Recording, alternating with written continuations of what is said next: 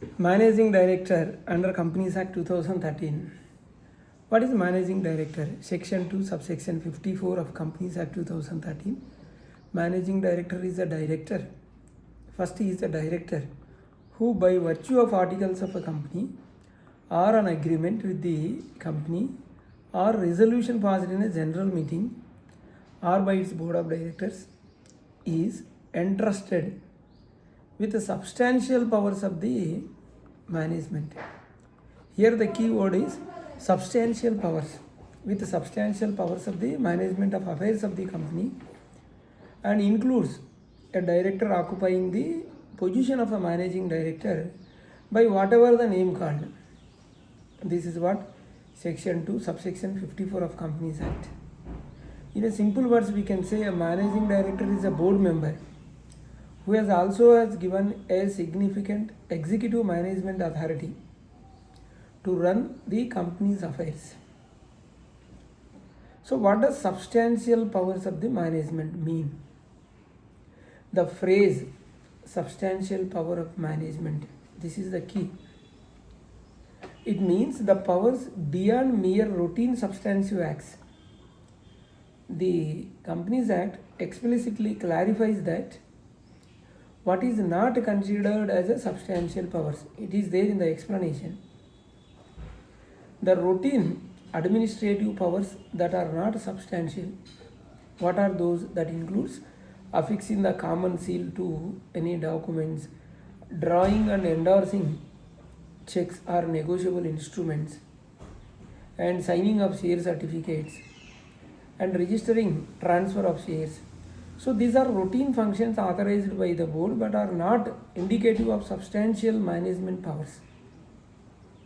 So substantial powers generally include authority to make strategic management decisions and oversee key operational functions, implement board policies and business plans, and represent the company in major transactions.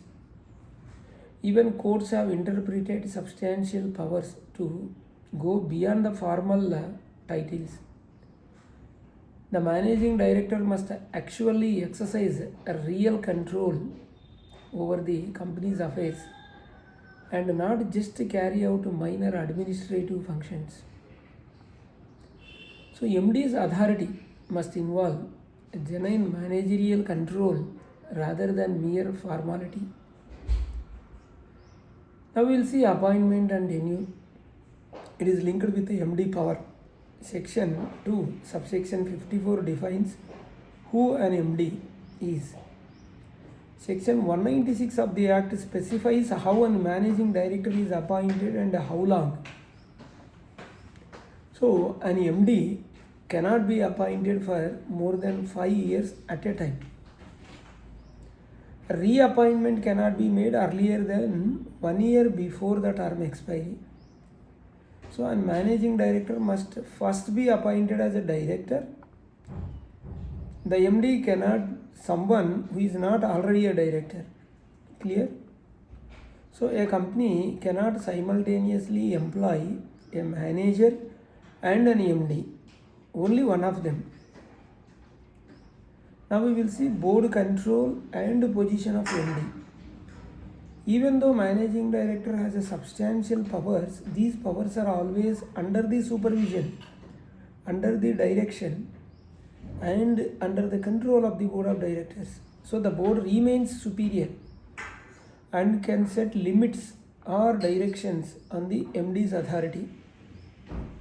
The board remains superior.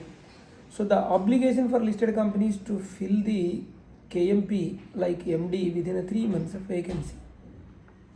This affects the corporate governance. So MD is not just a label.